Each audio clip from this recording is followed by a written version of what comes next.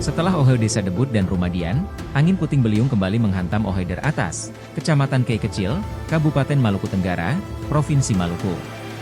Pantauan tribunambon.com, Kamis 19 Desember 2024 puluhan warga dari Ohel tetangga bahu-membahu membersihkan pohon yang tumbang akibat dihantam puting beliung.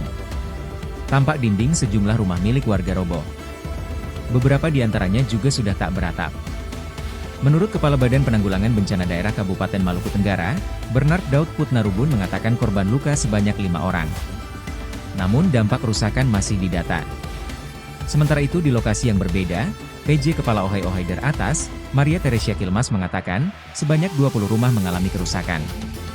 Diketahui, pasca bencana, Komisi 3 DPRD Malra, Dinsos, BPBD Malra dan Kementerian Agama langsung turun ke lokasi.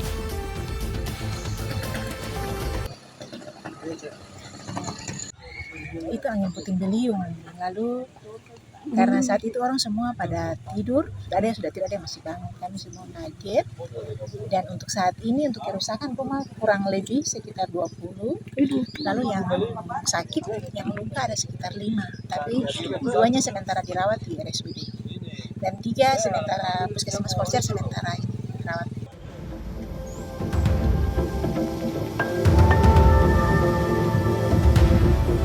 Download Tribun X sekarang, menghadirkan lokal menjadi Indonesia.